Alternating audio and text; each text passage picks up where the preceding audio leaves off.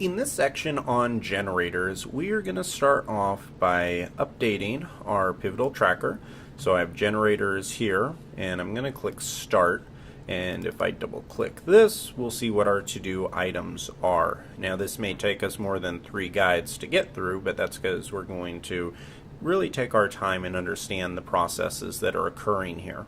So here we're going to go through 3 different types of generators. We're going to do controller, model, and resource generators. Now technically, when we did the scaffold system, that was a generator. In fact, that is by far the largest generator that we can have, or that we will have in this course, because it does everything from creating view files, putting forms inside of them, everything like that.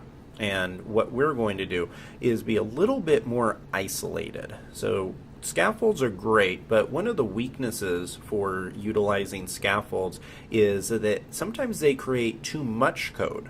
So a good example would be, what would happen if we had one small feature, but we didn't want to have, for example, the ability to edit it or give users the ability to edit the item. With the scaffold, it creates all the edit functionality, and then we have to manually go and remove it. And if we forget just one single line of code, it can cause a bug or a security flaw. So we have to really be careful when we're using generators that we're selecting the right ones. And that's what we're going to go through today. So we're going to start off with our controller generator, and I'm going to switch to the terminal. Right here, I am going to create a branch. So just like we talked about in the deep dive, branch, if I type in get branch, right now we're on master, but let's do all of our work on branches. So I'm going to say get checkout -b, and let's create a controller generator branch.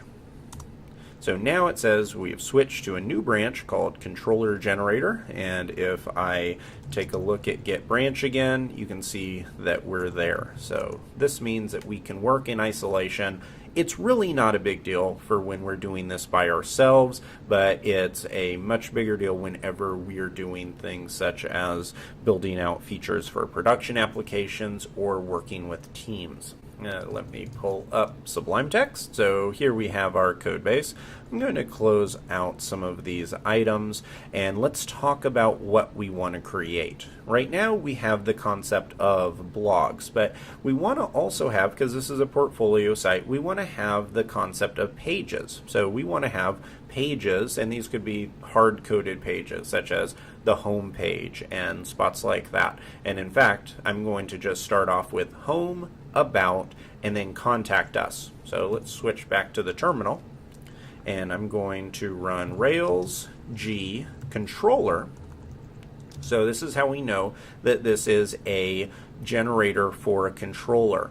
Before, if you remember, we used Rails G scaffold. This is Rails G controller. And we're going to be able to, after I create this, we're going to walk through exactly what this is doing. So I'm going to say Rails G controller pages, and then instead of passing data types and attributes, because a controller generator does not talk to the database whatsoever. So if you remember, our scaffold created that migration file for blog posts. This is not going to do that because we're not going to store our pages in the database. This is simply going to be pure code. So I'm going to say Rails G controller pages. We're going to have a home page, an about page, and a contact page. Now if I hit return, this is going to go and create all of these, and it looks like we have a little bit of an issue.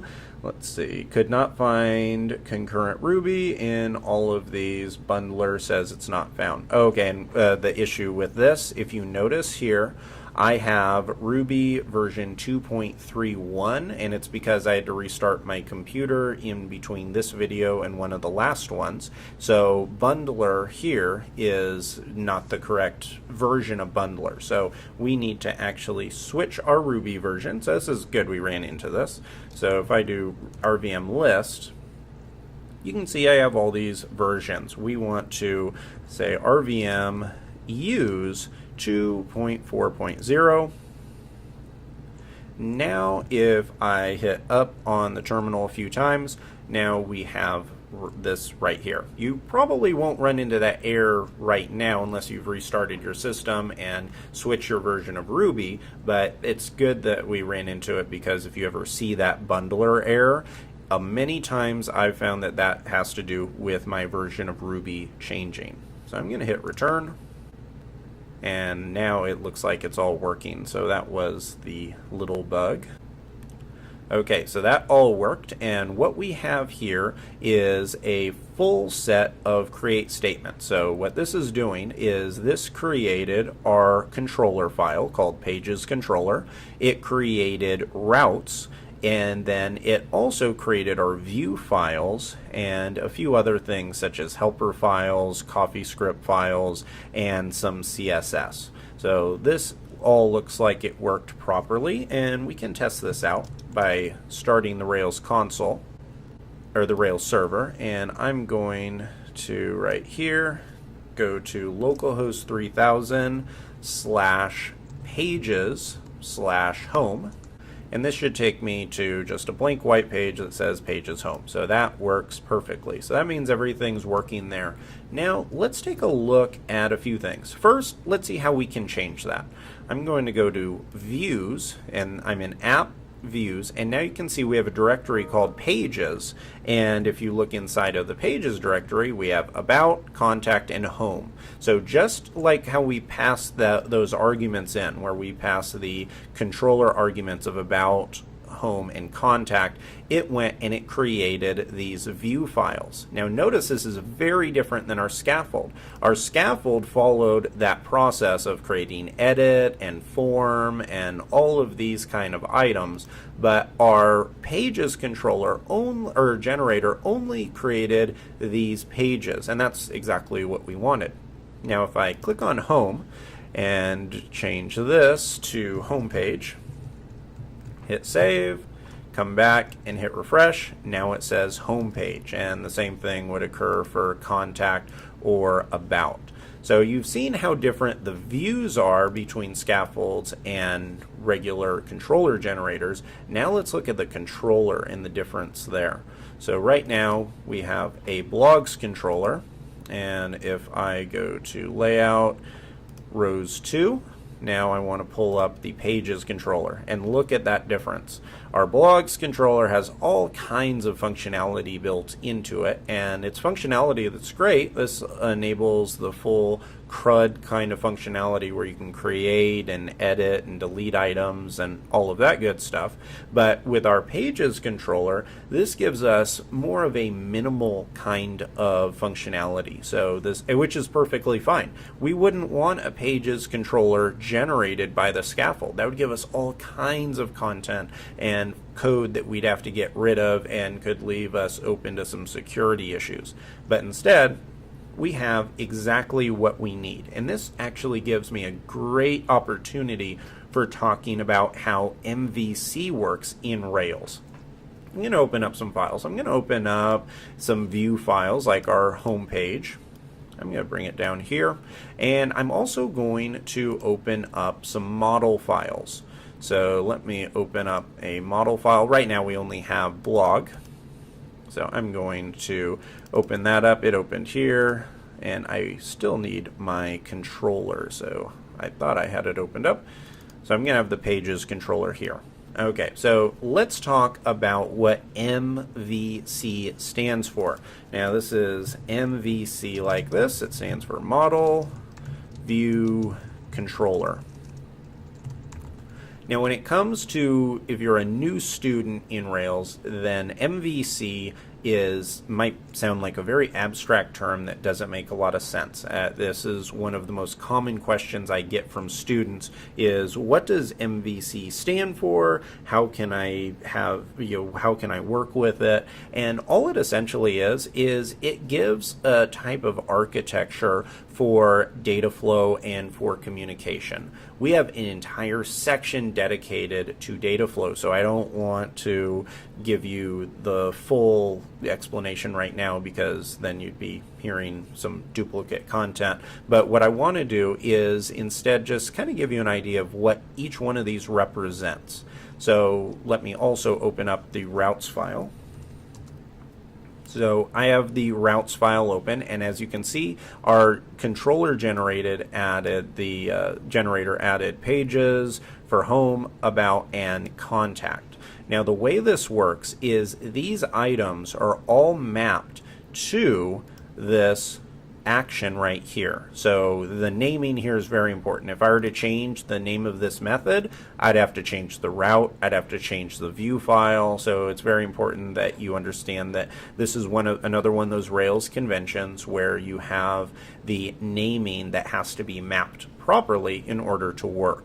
So right here we have pages, home. We'll get into how we can customize these later so you don't have to have the word pages in there, because I don't think that that's something you'd want in your portfolio.